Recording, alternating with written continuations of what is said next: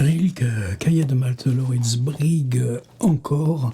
Mais là, j'annonce directement la couleur. Hier, c'était à cause de cette réminiscence, des trucs dans les rêves qui m'évoquaient là, cette image là d'un gamin qui cherche là un crayon tombé sur un tapis, et puis quand il descend, il aperçoit une main qui vient à la rencontre de la sienne. Et je dis que qui m'avait toujours pas ébloui, non, mais happé, comme quand tu mets justement la main dans une sorte d'engrenage. C'est ce début de Malte, Lauritz Brieg, avec ce narrateur seul à Paris, dans des conditions de santé et de misère limite, mais ce qu'elle lui ouvre paradoxalement, regard sur la ville dans sa même misère et je dirais cette maladie qui s'appelle la condition humaine. Je sais pas, c'est justement l'avantage des gens comme Rilke, et c'est là où il nous pousse dans le dos, c'est que tu mets pas de mots, tu mets pas d'adjectifs, tu mets pas de jugement, et très très vite ce narrateur, bon, qui passe son temps à la Bibliothèque nationale, mais c'est tous les trajets. Et puis dans la Bibliothèque nationale, ce qu'il ouvre, c'est des livres de poètes qui ne vivent pas mieux que lui. Donc ce jeu-là de strates, de mise en abîme du livre est permanent. C'est que dès le début, il y a cette figure du chambellan Brieg. On est dans la fiction avec Malte, Lauritz Brieg. C'est le décès du grand-père. Donc la question de la mort est toujours présente, mais c'est surtout ce travail par séquence. 11 septembre, rue Toulier, paf, une page, et puis un autre paragraphe de 6-8 lignes, et puis un blanc, et puis dire que je ne peux pas m'empêcher de dormir, la fenêtre ouverte, tchac, la nuit, la ville, un blanc, et puis ça c'est les bruits, mais et puis cette phrase là qui va devenir un leitmotiv, qui va reprendre. J'apprends à voir, je ne sais pas pourquoi tout pénètre en moi plus profondément. Quelle définition de voir? C'est quoi apprendre à voir? Apprendre à voir, c'est laisser pénétrer plus profondément. Et troisième motif, la peur. J'ai peur. Il faut faire quelque chose contre la peur. Et ça va revenir encore 3 pages plus loin. Là, ça y est, c'est la mort là, qui vient en contrepoint là, de ce chambellan Brieg. Et puis, j'ai fait quelque chose contre la peur. Je suis resté assis toute la nuit et j'ai écrit. Écrire, c'est agir contre la peur. Justement, c'est là où tu es happé dans ce livre. Je dis qu'il y a une page là, qui, pour moi, serait d'anthologie. Je sais pas, c'est pas ça la question. D'autant que si tu cherches comme ça la ville, en tant qu'elle se reconstitue elle-même, se dépouille et se refait on a déjà la cousine bête dans Balzac, ces vieux quartiers du Louvre qui sont démolis pour élargir les Tuileries. Lui, il va le traverser, le jardin des Tuileries, et on a ces 2 pages là où une démolition devient le livre. Et à quoi tu portes atteinte? Est-ce que c'est pas justement à l'idée même de description? C'est-à-dire est-ce que tu peux décrire la ville, ou tout simplement la ville, quand tu la happes par le récit, devient sujet, et sujet d'une humanité collective. En ce sens-là, ce n'est plus un jeu qui décrit. J'ai toujours eu réticence à ces questions de description, et je crois que ça... Alors évidemment, tu retrouves ça dans Walter Benjamin, tu retrouves dans Le paysan de Paris d'Aragon, juste quasiment la même époque, ou en tout cas à 10 ans près, 10 ans plus tard. Oui, mais entre-temps, il y a la Première Guerre mondiale. Et Walter Benjamin ouvrira sa réflexion sur la ville en faisant justement retour à Balzac, principalement à Baudelaire et aux paysans de Paris. Nous, c'est ce continent-là qu'on hérite. On va juste passer un petit moment avec l'ouverture de Malte Laurits Brigge. Alors il y a 2 traductions. Celle donc ici de Maurice Betts, 1966, et il y a une traduction, je pense, un petit peu plus ancienne de Armel Gern. Et Armel Gern, qui pour moi est un grand auteur, essayiste, mais aussi auteur, c'est ses chants sur la mort. Par exemple, justement, parce que tu ne peux pas écrire ou traduire Rilke sans t'engager toi-même dans ce chemin de recherche intérieure, mais je n'ai pas réussi à remettre la main dessus, la traduction d'Armel Gern, donc on va rester dans celle de Maurice Betts, 11 septembre, rue Toulier. C'est donc ici que les gens viennent pour vivre. Je serais plutôt tenté de croire que l'on meurt ici. Je suis sorti, j'ai vu des hôpitaux. J'ai vu un homme qui chancelait et ça fait ça. Les gens s'assemblèrent autour de lui et m'épargnèrent ainsi la vue du reste. J'ai vu une femme enceinte, elle se traînait lourdement le long d'un mur haut et chaud, et étendait de temps à autre les mains en tâtonnant comme pour se convaincre qu'il était encore là. Oui, il y était encore, et derrière lui. Je cherchais sur mon plan, maison d'accouchement. Bien. On la délivrera, rien ne s'y oppose. Plus loin, rue Saint-Jacques, un grand bâtiment avec une coupole. Le plan indique Val-de-Grâce, hôpital militaire. Je n'avais d'ailleurs pas besoin de ce renseignement, mais peu importe. La rue commença à se dégager de toutes parts des odeurs. Autant que je pouvais distinguer, cela sentait l'iodoforme, la graisse de pommes frites, la peur. La première occurrence du mot peur dans les cahiers de Malte Laurits Brigge, c'est la peur est une odeur. Toutes les villes sentent en été. Puis j'ai vu une maison singulièrement aveugle. Je ne la trouvais pas sur mon plan. Je vis au-dessus de la porte une inscription encore assez lisible. Asile de nuit. À côté de l'entrée étaient inscrits les prix. Je les ai lus. Ce n'était pas cher. Dire que je ne peux pas m'empêcher de dormir, la fenêtre ouverte, les tramways roulent en sonnant à travers ma chambre. Des automobiles passent sur moi. Une porte claque quelque part. Une vitre tombe en cliquetant. J'entends le rire des grands éclats. Quand tu lis un truc comme ça, tu te dis, mais Rilke n'a pas pu connaître À la recherche du temps perdu. Et pourtant, comme si ça forait dans les mêmes tunnels, les mêmes horizons. Quelque part, une vitre tombe en cliquetant. J'entends le rire des grands éclats, le gloussement léger des paillettes. Puis soudain, un bruit sourd, étouffé. De l'autre côté, à l'intérieur de la maison, quelqu'un monte l'escalier, approche sans arrêt. Est là, est longtemps là, passe, et de nouveau la rue. Une femme crie « Le présent !» Waouh! Ah, tais-toi, je veux plus.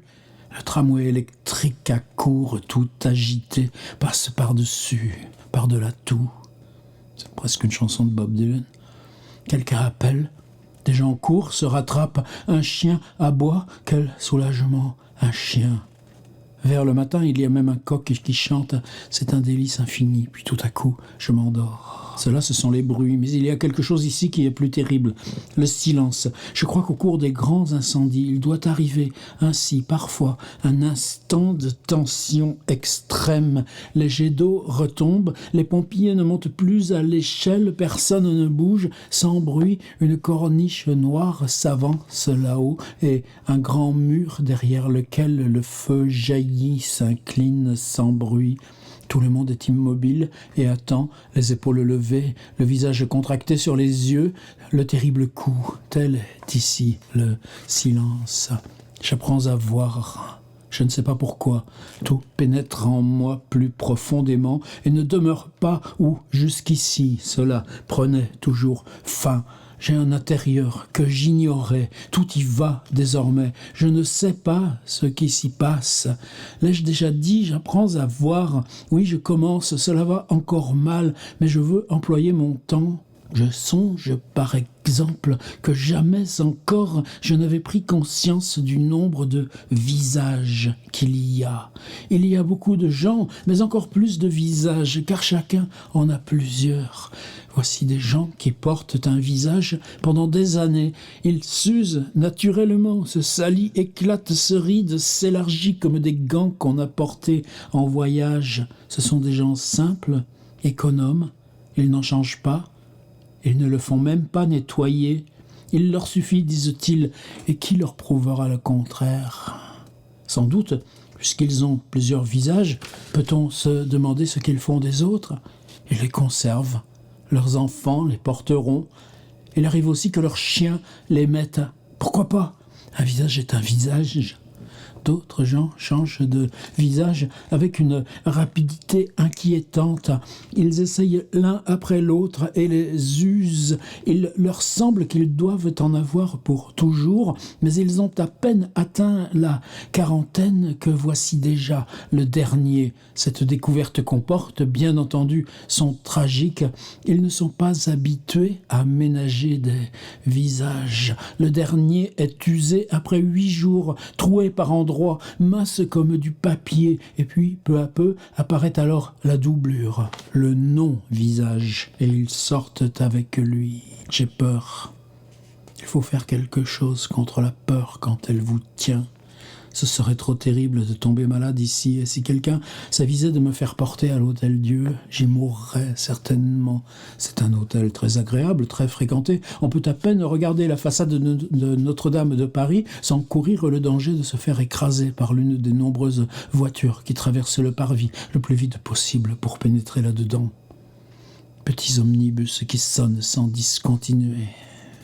Je coupe, c'est juste un balayage, et pour arriver à ces 2 pages j'ai presque un petit sourire intérieur, puisque vous savez que dans la famille de Rilke, il y a les Klossowski, et que Balthus était lui-même un Klossowski, et le fils de Balthus s'appelle Stanislas Klossowski de Rolla. Et ce Stache, dans les grandes années 60-70, vivait à Londres. Stache, c'était le nom qu'il avait pour ses meilleurs amis.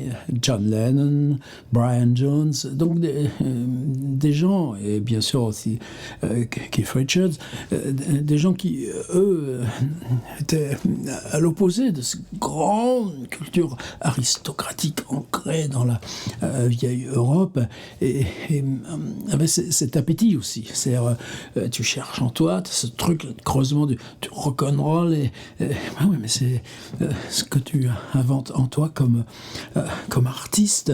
Et ces gens qui étaient autour d'eux, Robert Fraser et d'autres, étaient ceux qui ont été pour eux les vecteurs de ces apprentissages. Ce Stache, de temps en temps, rentrait chez papa, maman, et la légende veut qu'à chaque fois, il fouillait un petit peu les poubelles de Balthus et son père. Et il rapportait à Londres des dessins, des brouillons, des esquisses, des ébauches, dont l'autre ne voulait plus, qui commercialisait ça, et que c'est comme ça qu'il vivait. Et dans la période où Balthus dirigeait la Villa Médicis, c'est le moment où Keith Richards et Anita Pallenberg vivent aussi à Rome, parce que Pallenberg tourne un film, et dans leur proximité immédiate, les Pasolini, etc. Et donc, dans ce grand hôtel où tout le monde s'héberge près de la place d'Espagne, Keith Richards, c'est celui qui paye, c'est celui qui est mutique, celui qui est bête, qui a des boutons d'acné et des oreilles décollées. Oui, mais les Pasolini, etc., est-ce que c'est eux qui payent les consommateurs? Non, c'est Richards. Et son amitié avec Stache fait que, où est-ce qu'il dort, Richards, très souvent? À la Villa Médicis. On a quelques photos qui sont évidemment un petit peu fétiches. Et j'en parle parce que ce Stache, qui a ensuite vécu beaucoup à Los Angeles, Malibu, etc., qui est toujours resté en contact avec ce petit monde, longtemps était sur Facebook, mais assez discret. Et puis, s'est lancé sur Instagram il y a 3-4 ans. Et il vit en Italie dans le château de famille. Alors, il y a plusieurs maisons. Il y a une grande maison autrichienne. Des fois, il y va. Il nous fait visiter. Et si vous cherchez Prince Stache sur Instagram et aussi sur TikTok, mais c'est les mêmes vidéos, vous pourrez entrer dans ce qui reste de l'intimité de la famille Balthus et donc Rilke. Allez, faut que j'arrive à mes pages. Pourquoi je vous raconte ça? Normalement, ça devait pas être ici, puis probablement vous le suivez déjà, notre cher Stash, Prince Stash, qui est d'abord francophone, il parle anglais avec un accent français à faire honte à tout le monde. Mais quel régal! Tiens, le passage sur la crèmerie. Après cet effort, je me sentis quelque peu épuisé, je dirais même atteint.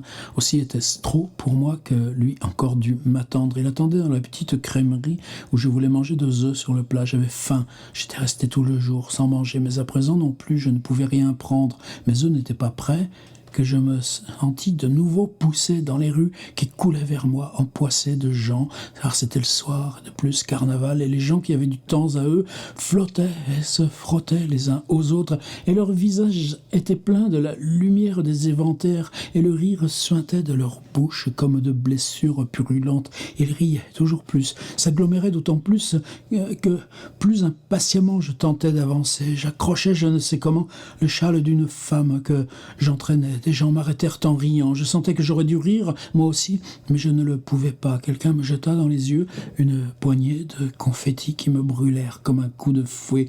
Au carrefour, les gens étaient coincés, imbriqués les uns dans les autres. Il n'y avait plus d'avance possible, rien qu'un molle et silencieux mouvement de va-et-vient parmi eux, comme s'ils s'accouplaient debout, mais bien qu'ils stationnent, tandis que contre le trottoir, à travers la déchirure de la foule, je courais comme un fou. En vérité, c'était tout de même eux qui bougeaient, et moi qui restais en place, car rien ne changeait. Quand je levais la tête, je continuais de voir les mêmes maisons d'un côté, de l'autre, les baraques, peut-être aussi tout était-il fixe, et n'y avait-il en moi comme en eux qu'un vertige qui semblait faire tournoyer le tout.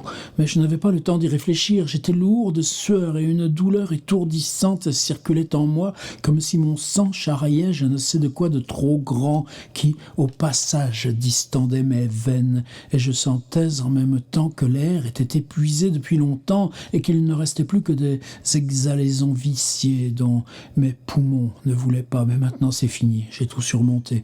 Me voici dans ma chambre, assis près de la lampe. Il fait un peu froid, je n'ose pas mettre le poêle à l'épreuve. Que ferais-je s'il allait encore fumer, me chasser dans la rue? Je suis assis, je pense, si je n'étais pas pauvre, je louerais une autre chambre avec des meubles moins fatigués, moins hanté par les précédents locataires. Tout ce travail sur la peur qui est toujours hante tout le temps. L'air était mauvais, lourd, plein de vêtements et d'haleine, tout le soubassement Baudelaire qu'il y a là.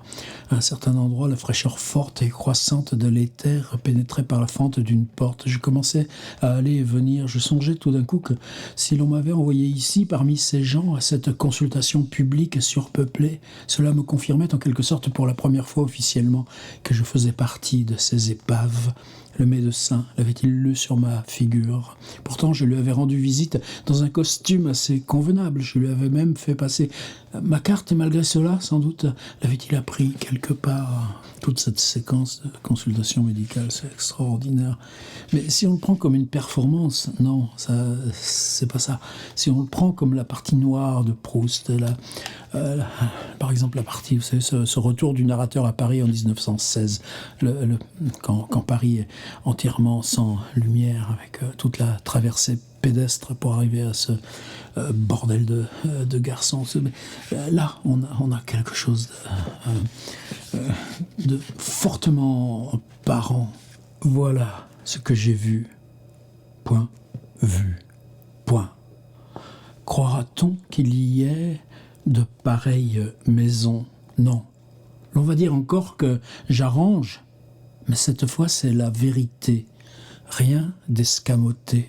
Bien entendu, rien d'ajouté non plus. D'où le prendrais-je? On sait que je suis pauvre, on le sait. Maison, mais pour être précis, c'était des maisons qui n'étaient plus là. Des maisons qu'on avait démolies de haut en bas.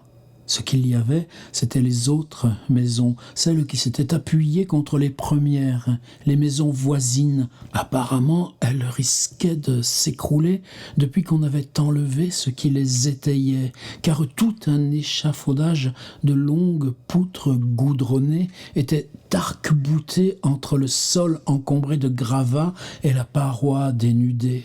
Je ne sais pas si j'ai déjà dit que c'est de cette paroi que je parle. Ce n'était pas à proprement parler la première paroi des maisons subsistantes, comme on aurait pu le supposer, mais bien la dernière de celles qui n'étaient plus. On voyait sa face interne, on voyait aux différents étages des murs de chambre où les tentures collaient encore, et ça et là, la tache du plancher ou du plafond. Auprès des murs des chambres, tout au long de la paroi, subsistait encore un espace gris-blanc par où s'insinuaient en des spirales vermiculaires et qui semblait servir à quelque répugnante digestion le conduit découvert et rouillé de la descente des cabinets. Les tuyaux de gaz avaient laissé sur les bords des plafonds des sillons gris et poussiéreux qui se repliaient çà et là brusquement et s'enfonçaient dans des trous noirs. Mais le plus inoubliable, c'était encore les murs eux-mêmes. Avec quelque brutalité qu'on l'eût piétiné, on avait pu déloger la vie opiniâtre de ces chambres. Elle y était encore. Elle se retenait au clou qu'on avait négligé d'enlever. Elle prenait appui sur un étroit morceau de plancher. Elle s'était blottie sous ses encoignures, où se formait encore un petit peu d'intimité. On la distinguait dans les couleurs que d'année en année, elle avait changé, le bleu en vert chancy, le vert en gris et le jaune en un blanc fatigué et rance. Mais on la retrouvait aussi aux places restées plus fraîches derrière les glaces, les tableaux et les armoires, car elle avait tracé leurs contours et avait laissé ses toiles d'araignée et sa poussière même dans ses réduits à présent découverts. On la retrouvait encore dans chaque écorchure, dans les ampoules que l'humidité avait soufflées au bas des tentures. Elle tremblait avec les lambeaux flottants et transpirait dans d'affreuses taches qui existaient depuis toujours. Et de ces murs, jadis bleu, vert ou jaune, qu'encadraient les reliefs des cloisons transversales abattues, émanait l'haleine de cette vie, une haleine opiniâtre, paresseuse et épaisse, qu'aucun vent n'avait encore dissipée. Là s'attardaient les soleils de midi, les exhalaisons, les maladies d'anciennes fumées, la sueur qui filtre sous les épaules et alourdit les vêtements. Elles étaient là, la laine fade des bouches, l'odeur huileuse des pieds, l'aigreur des urines, la suie qui brûle, les grises buées de pommes de terre et l'infection des graisses rancies. Elle était là, la doucereuse et longue odeur des nourrissons négligés, l'angoisse des écoliers et la moiteur des lits de jeunes garçons pubères, et tout ce qui montait en buée du gouffre de la rue, tout ce qui s'infiltrait du toit avec la pluie qui ne tombe jamais pure sur les villes. Et il y avait encore là bien des choses que les vents domestiques, ces souffles faibles et apprivoisés qui ne sortent pas de leur rue, avaient apporté, et bien des choses aussi dont on ne savait pas l'origine. J'ai dit, n'est-ce pas, qu'on avait démoli tous les murs, à l'exception de ce dernier. C'est toujours de celui-ci que je parle. On va penser que je suis resté longtemps devant, mais je jure que je me suis mis à courir aussitôt que je l'eus reconnu, car le terrible, c'est que je l'ai reconnu. Tout ce qui est ici, je le reconnais bien. Et c'est pourquoi cela entre en moi aussitôt, comme chez soi. Rainer Maria Rilke, petites incises dans le début des cahiers de Malte, Laurits Brigg. Apprendre à voir la peur. Et quoi ? La littérature.